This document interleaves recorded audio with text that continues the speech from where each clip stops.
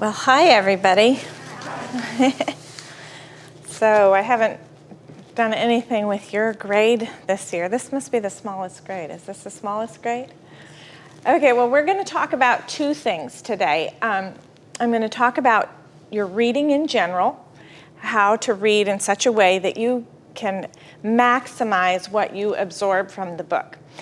I want to talk about that briefly. I actually gave an entire class on this to one of the other grades, but they want me to compress it into a smaller amount of time for you all, because you already know a lot of this stuff by this grade, I'm assuming. And then I'm going to talk about essay writing. Y'all are already familiar with essay writing, but this is a reinforcement class for you, and hopefully will just help you to get the clearest, best, most articulate essay that you can possibly get and dealing with the real issues. So just on talking about reading, and actually this book, for what I usually say, it's not great in terms of the table of contents, because it does part 1, part 2, and part 3. So you'll have to forgive me for that part on this. But in general, there's a way of reading that will help you to maximize your absorption. So when you read the book, say you're reading Severing the Roots or one of these other books that has a more extensive table of contents, the first thing I always do when I start a book is read the table of contents.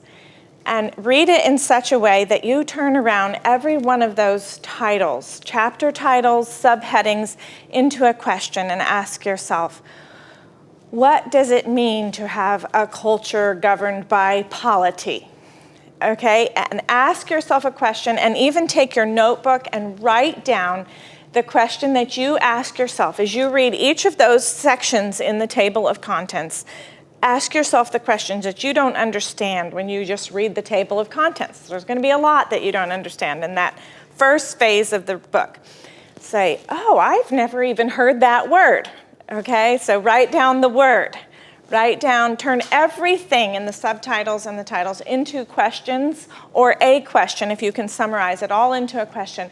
And then when you go and read that section, answer your question. And when you finish the section, say, can I answer my own question? And if you can't, then you need to go back. Okay, so then when you get to the end of the chapter or the section, go back, and if you feel like, okay, my brain is just floating around in this maze of ideas and quotes and people I've never heard of, and I'm having a hard time pinning anything down. Have you ever felt that way at the end of a section? Okay, that's normal. It's intended to stretch your mind. So then you can go back and read just, this is after you have read the whole section. Go back and read just the first and last sentence of every paragraph, okay? Because why? What do you guys remember about first and last sentences? The opener and the clencher. The opener, the topic sentence, or the opener, and the clencher. So most of the time that is going to apply through writing. Sometimes you're going to have to read 2 sentences and you'll be able to tell, okay, that first one is kind of leading into the second sentence, which is really the topic. But most of the time, that first sentence is going to clue you into what this paragraph is about. And so you can read the first and the last sentence of each paragraph and then say, okay, that kind of eliminates all the quotes and all the names and all the statistics, and it gets down to the nuts and the bolts of what the section or the chapter was talking about, and then you might be able to more clearly define what that was. Does that make sense to everybody? Okay, so when you're reading, practice doing that as you go, because the point in these books is not that you just get through all those pages and that you can parrot back some things out of them. That's not the point. The point is, what did you get out of the book? What impacted you, okay? And that may change over time. When you read this book at 17, you may get something may really get to your heart at 17 that you decide to write your essay about that others may not even consider is the main topic of the book. So say you get to read the book again when you're 33, and you say, oh my goodness, I thought this book was about that. and it's really about this. And that both may be true. When you were 18, what was intended to speak to you did speak to you, and you got something and you took it away and it changed your life, and that's what's important. And then when you get to be older, other things are going to speak to you. Okay, there's a lot in here that talks about familial relationships, right? About parents and children. But there's also a lot that talks about wives and husbands. And you may not be married, you aren't married, none of y'all are married, so that isn't going to impact you quite as much as what the things that are going to be talking to you about how you relate to your parents, or how you relate to your employer. Or you may be really fascinated by the stuff about the solar system, all the stuff about orbiting. These things are going to impact you in different ways with different weights at different seasons in your life. And that's okay. What we want to know when you finish writing your essay about this book is what you took out of it. You're not supposed to second guess what we want you to take out of it. We want to know what you actually took out of the book. And your best essay is going to be on the thing that impacted you the most, okay? So even if you are somewhat aware that that may not be the primary point of the book, I encourage you to write your essay on that topic.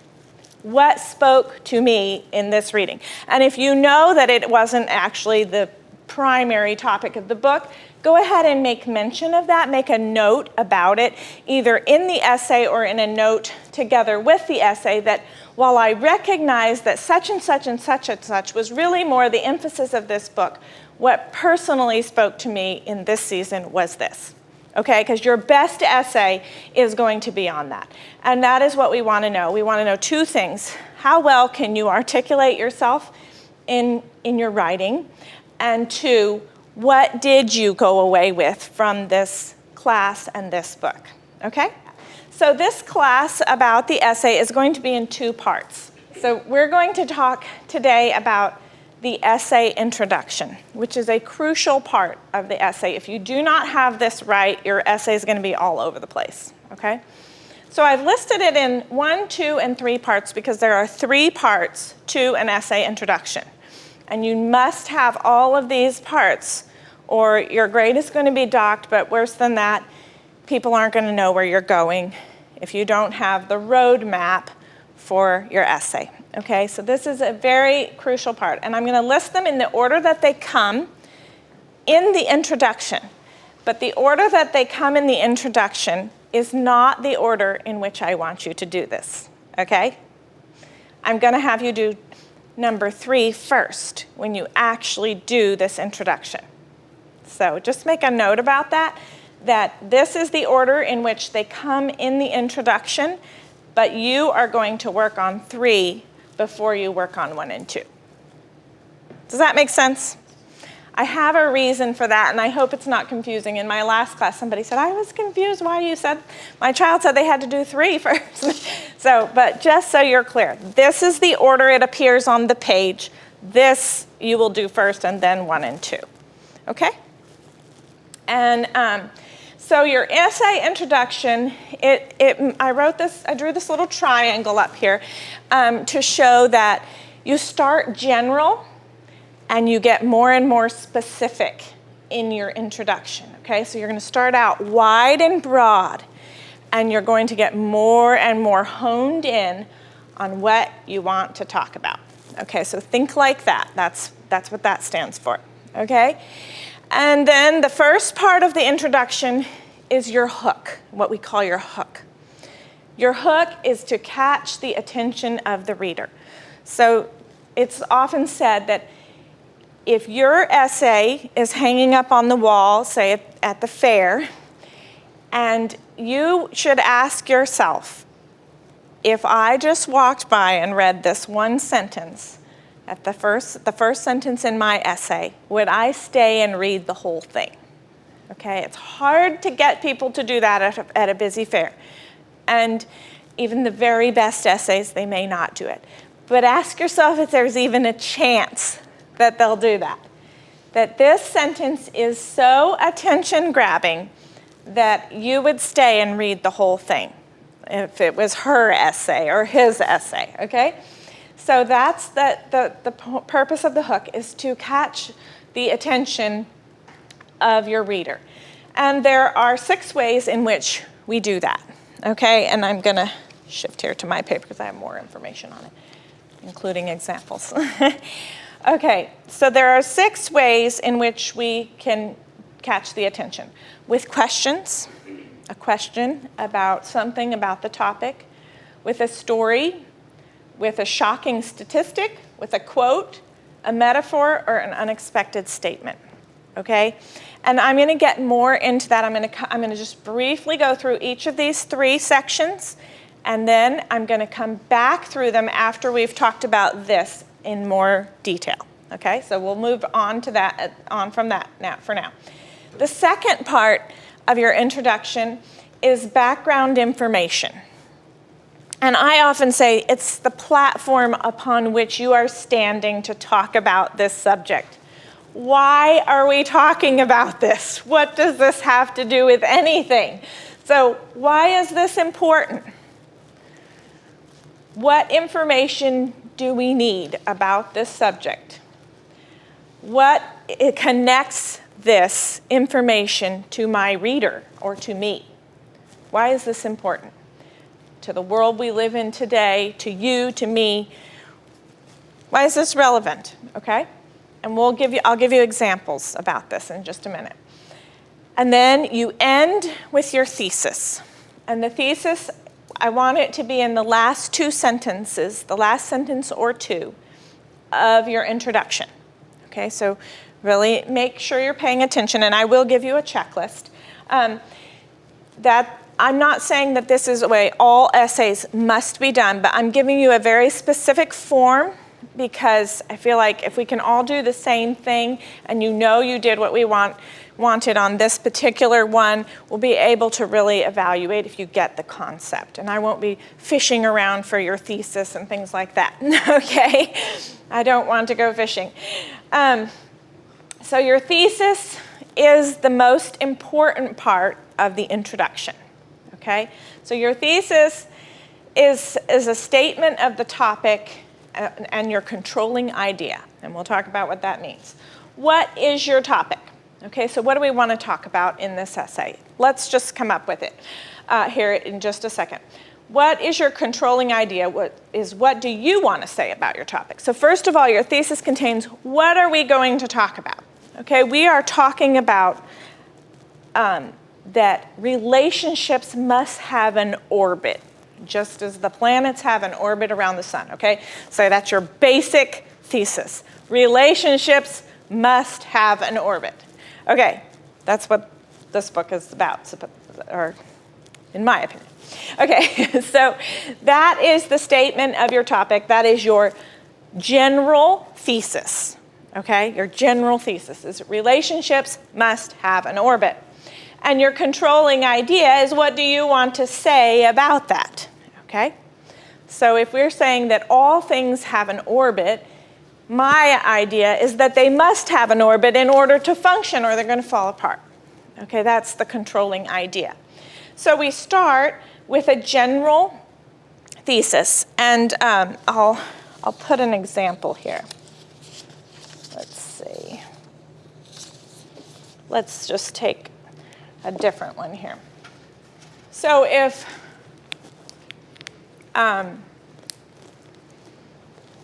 let's say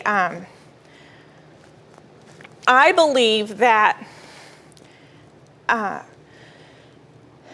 people in America move because of for economical reasons. Okay, people in America move for economical reasons.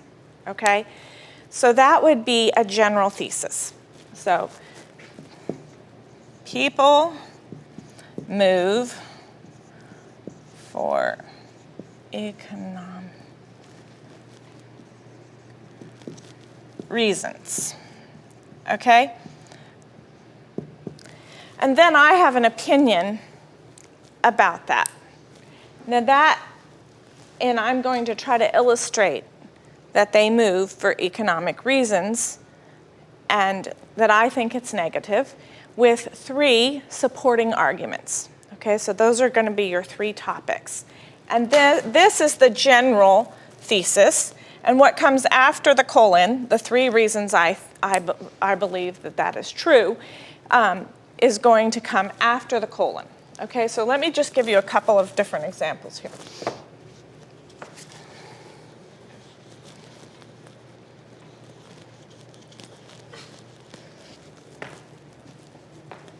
Let's see if you can recognize it. In order to have a functional but free culture, the culture must be built on morals and faith. Otherwise, it becomes centered in economy and greed takes over. And finally, the government will use the ensuing mobs as an excuse to exercise tyranny. But if people are governed by their own morals, a free society can exist. Okay, so what was the general thesis?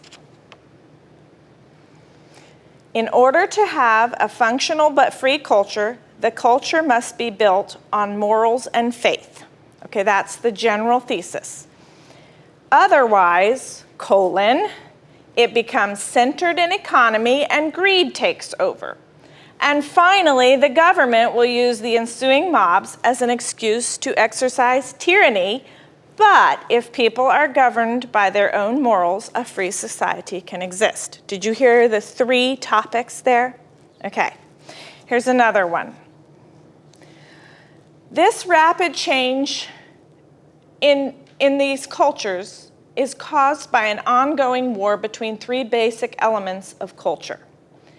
Polity, which is the power and the laws of the government, economy, the wealth and resources of a culture, and society, which is the voluntary relationships within a culture. Okay, did you hear the general thesis? This rapid change in cultures is caused by an ongoing war between 3 basic elements in culture. Okay? They believe there's an ongoing war that's causing change in culture. Okay, and these elements: polity, which is the power and the laws of the government; economy, the wealth and resources of a culture; and society, which is the voluntary relationships within a culture. Okay, here's another one.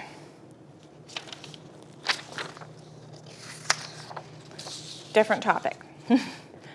Saving faith is an ongoing walk of relationship with God that includes hearing God, obeying Him, and receiving the impartation of His promise.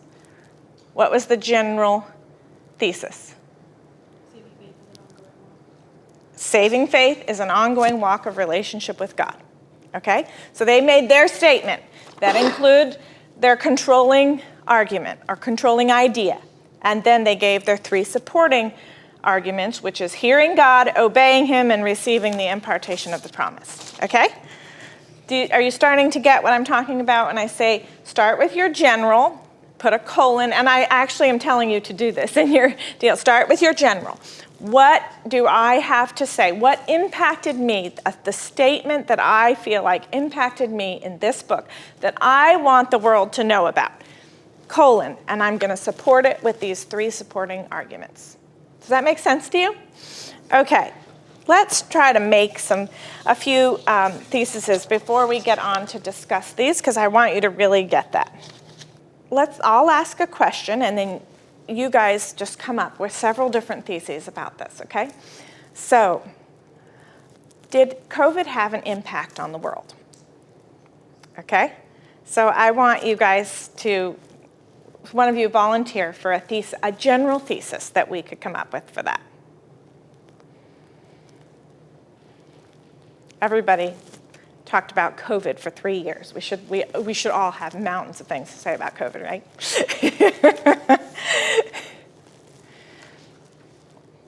Okay, let's ask just a question. You don't have to make it yes, COVID impacted the world. That's not the point. I want you to say something that you believe how COVID impacted the world.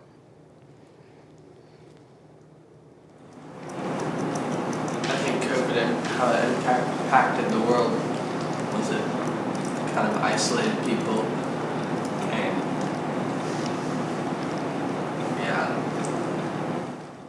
That's good, just right there. So we could say, COVID impacted the world by isolating people, okay? Okay, so let's come up with 3 supporting arguments for that. I don't know all of y'all's names, so this is going to be dangerous because I only remember a few of your names. Alicia, what would be one supporting argument of that? Do you think that's true, first of all? Yes. Yes, okay, so COVID it isolated people from relationships. Okay, so you give me one example, one supporting argument to that. Quarantine? Okay, through quarantine. And I would maybe shift even, you could just say that. You could say through quarantine, and then you could explain how in your topic, but that would be a good example, so we'll just move on with that. Okay, so through quarantine, how else did it do it? Noel. What's your first name? Hosanna. Okay, so give me another supporting argument.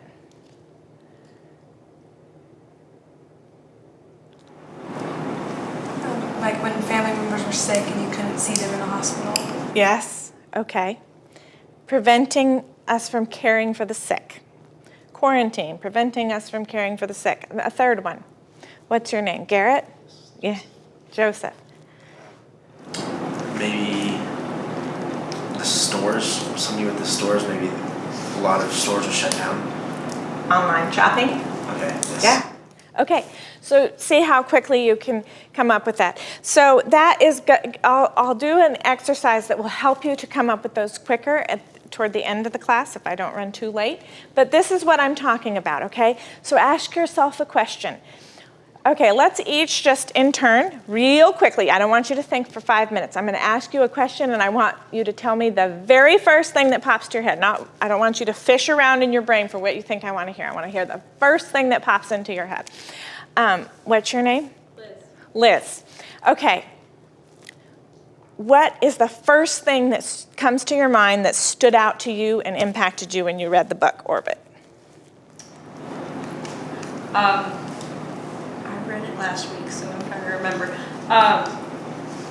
The thing that impacted me was mostly, I'm not sure if this was actually even a point, but that if we don't stay in our orbit, then it will knock other people out of their orbit as well, and we aren't only affecting ourselves, but other people as well. Okay, so others, not knowing your orbit affects not only yourself, but others. Okay, Hosanna. The importance of finding my place with God's people, and kind of what she was saying too. It is important to find your place among God's people. Susanna. Same thing as Liz is what stood out to me. Okay. My orbit affects those around me in a major way. Okay, Sophia. I would say the same thing, finding our place and the honor we have in orbiting around our parents, and I think that's what stood out to Okay. me the most. Annabeth. The importance of relationship. The importance of relationship. There's more to relationship than just having friends, you might say. Alicia. I would think humility would be what helped you stay in your place in orbit. Okay. Humility is essential to finding your place in orbit. Joseph. Okay. And my thing impacted me was it kind of goes along with the place, but if the sun's like a little bit further away from the earth, everything would freeze, and just how we need to be. It kind of goes along with being in your place, but if a little bit's off, it messes a lot of things up. Yeah. Okay. Hold that thought, because when we get back to talking about hook, because you have a good hook there. Brown, I know. What? It's Caden. Caden? Yes, ma'am. Okay. What stood out to me was, if we're not in our place, we ultimately can't be used by God. If we're not in our place, we ultimately cannot be used by God. See, these are good general theses, okay? Phillips? What's your first name? Daniel? The importance of ordered relationships and us staying boundaries so that we don't go crashing into everyone else and disturb the order of God. Yeah, disturb the ultimate design. Benjamin? What stuck out to me in the book is about the atoms and the protons and how they're related to each other. Yeah. Good hook also. Remember that. What's your name? Levi? Levi? Similar to Joseph, just the smallest details and how it affects everything. Line up with God. Yeah. Throws it. Throws the whole system out of whack. Elias? I think what impacted me the most was how the whole relationship between orbit and the quantum physics, about how when we make a small step back into our orbit, it affects everybody else in a positive way. Good. Okay. Good. Okay, so this tells me that you all can come up with a general thesis. And then you've got to come up with your supporting arguments. And like I said, we'll get back to that. But you get the idea. What you come up with your general thesis and work it over. Write it down and you say, that sounds a little lousy. Let's reorder these words. Spend your time on that thesis and getting exactly what you want to say down. This is what changed my view of the world when I read the book, okay? We don't want to hear jargon that you think we want to hear. We want to hear what changed your view of the world. Get that. And then you can brainstorm, and we'll talk about brainstorming at the end here, about what your supporting arguments should be, okay? And then once you have that developed and you've got your general thesis, a colon, and then your supporting arguments, then you're going to move on to do the rest of your introduction, okay? And so you're going to write your hook.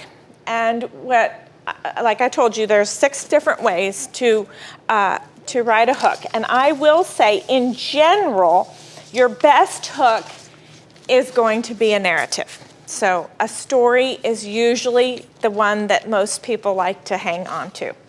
And if you can kind of combine these, you can see that it can be a question, a story, a shocking statistic, a quote, a metaphor, or an unexpected statement. And some of these can be both. They could be a shocking statistic as well as a story, or a story as well as an unexpected statement, or, you can have 2 of these in one. So I'll give you some examples. That are, I have quote written down there. I just erased the E. Sounds like a cat is out there. Okay, so no one leaves home unless home is the mouth of a shark. That's a quote, okay? If you suffer from shyness, you are not alone, for shyness is a universal characteristic shared by many people around the world. Unexpected statement? Okay, I'm going to let you guys to tell me what these are now. One day while sitting in my classroom, the walls started shaking and the teacher shouted, "Get under your desk." The earthquake had begun. Story. Experts predict by the year 2050, the majority of Americans will no longer be white. Unexpected statement. What was the most memorable moment of your life? Question. Do you know what the most common fear is that people have? If you guessed public speaking, you are right. A question and an unexpected statement. Did you hear that there's 2? What is the secret to a happy marriage? Question. Soccer is like the glue that unites the world. Everywhere you go, you can make friends with people if you just talk about soccer. Shocking statement, unexpected statement, maybe. It could be that too, but there's also one that clearly is. Soccer is the glue that unites the world. Hook? It's the hook, obviously, but it's a metaphor. Soccer is the glue. It's a metaphor, okay? I like metaphors. I think they're really funny. Okay, today a reader, tomorrow a leader. I will never forget that saying because my parents always told me this to encourage me to read more. Story. Quote. It could be a story too, though, you're right. But it is quoting their parents, giving them a quote. Okay, so that is just some of the ways you can do it. I'll also read you some of the ones I took some of these that I read to you out of other classes that the kids around here have done. So let me read just a couple of theirs to you because I actually like some of these. In 2023, a young man walked into a USA school and shot several children. Our nation was shaken as to why this occurred. Some thought that the government should place more restrictions on guns or take them away. Others thought schools should be more guarded. Still others feared that these governmental interventions would cause the loss of freedom, the thing that initiated the nation's birth.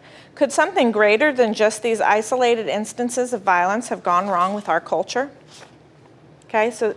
Shocking statistic and question. And a story. All three right there. And it's a good opener. It intrigues people immediately. People all are wanting to get to the bottom of that. If faith is how we are saved, does this consist of only saying a prayer that professes to accept Jesus as our Savior, or is it something more? It seems that we should truly understand what faith is if it's our salvation. The Bible tells us there is more to faith than merely accepting Jesus or believing God exists. Paul writes in Corinthians, "Examine yourselves as to whether you are in the faith. Test yourselves. Do you not know yourselves that Jesus Christ is in you unless you indeed failed the test?" So we are able to lose faith or simply think we have it and fail the test. Question and a quote. Yep, question and a quote. Good. Let's see. The famous award-winning historian of economics, Robert Heilbronner, tells us of a story that happened in 1639. Robert Keene was found guilty before the government and the church of covetousness and greed. His crime was that he sold for more than he bought, acquiring more riches for his already rich life. But in this day, the growth of money is common and actually considered a virtue more and more, but relationships are falling apart. Statistic and a story. Statistic and a story. Yep. Okay. So that's the hook. Okay. So you pick one of those and you try to, the best way you can, bring your reader into the thing that you want to talk about. Now you can't just pick something randomly off the wall. It's got to relate to what you were talking about. So some of y'all, what was the thing that you said, Joseph, about when I asked about a general thesis? The sun being a little bit too far away from the... Yeah. Okay, shocking, unexpected statement about, give the exact measurements. If the sun were this much further from the earth, all life would be frozen. If it was this much closer, everything would burn up. The same, is true of relationships or something like that. So there's a number of things, especially in that stuff about the nucleus of the atom and all that, and the solar system, that could be great hooks for what you're wanting to talk about. Okay? Background information. Why is this topic important? Okay, you heard it in some of these. Could something greater than just these isolated instances of violence have gone wrong in our culture? Okay, this person is saying that these shootings are not just about the shooting. Something deep has gone wrong in our culture. So why is this topic important? What information do we need to understand what's going on? So this is the information that's connecting your hook to your thesis, okay? This background information. This, as well as making it relevant to your reader, not just an exciting hook, but now how is this relevant, okay? So let's go ahead and just ask you all a few questions. Why would, think about the general thesis that that each of you just gave me, and let's think of some reasons why that thesis is relevant to the common reader. If you want your essay hanging up in the fair and you know of somebody who's going to come to the fair, why is this information that you're going to give relevant to them? Why is having an orbit for relationships relevant in today's world? Because order and relationship isn't really a thing anymore in this world. And what's happened because of that? A lot of things are out of orbit. Everybody's falling apart. What's happened to the marriages? When 2/3 of marriages end in divorce, do you think there's a problem in relationships? When children are murdering their classmates and their teachers, do you think there's a problem in relationships? Yeah. When more children, young people are leaving churches than are staying in, do you think there's a problem in relationships? What was that statistic we recently heard, Brother Ossie did, about more people have left the church, the evangelical church, I believe, in this century than had joined it in all of the previous enlightenments combined? Or Great Awakenings, Great Awakening, not Enlightenment, combined? I believe that's what it was, something like that. So these are statistics about relationships that make it relevant. So you need to tie your hook with your background information to your thesis. Do you get that? Do you have any questions about that? Okay, so now we've talked about each of these sections, okay? I'm going to just show you some ideas that I use, and you do not have to do this exactly like I do it, but I always like to tell what works for me in case it helps you. Okay, brainstorming. I find brainstorming extremely helpful to get to writing. You can kind of avoid that blank page moment. Brainstorming. Okay. So, who wants to volunteer one of these general theses we had? What was the one you said, Liz? If we're out of orbit, we're going to affect other people, not only ourselves. Okay. I'm just going to write this as a phrase. Well, it's underdeveloped. Out of orbit.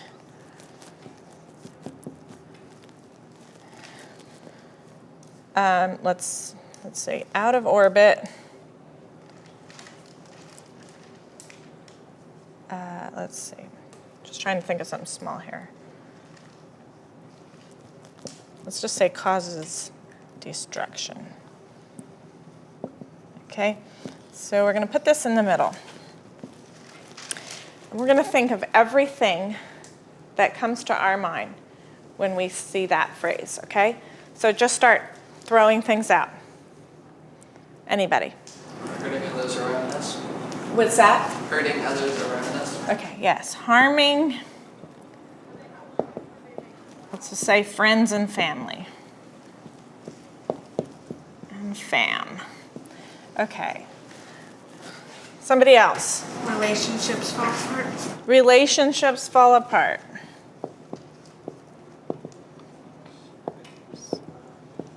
We'll just say dissolve.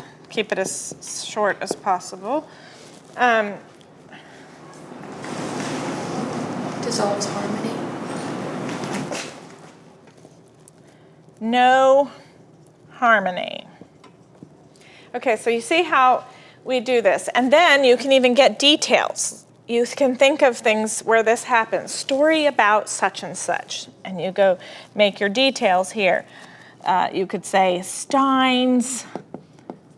And you could, the story of the Steins, how their marriage had fallen apart and then it came back together. So you could put Steins there. Or you could put it here even. But you add your little details and just keep filling this in until you have a configuration here that you start feeling something in. And the more you do this, and if you can keep one even going when you're reading, if you have already found what you want your general thesis to be, and you're going back through saying, reading the way I was talking about that first sentence and the last sentence, you go, oh yeah, definitely that quote about such and such. Let's see, quote, page 61, okay? That will help you a lot to feel like you can tackle this, okay? And then you start narrowing it down to what you feel like in terms of your thesis. Okay, this is my general thesis. How can I word this where it's tight, concise, and says what I want to say.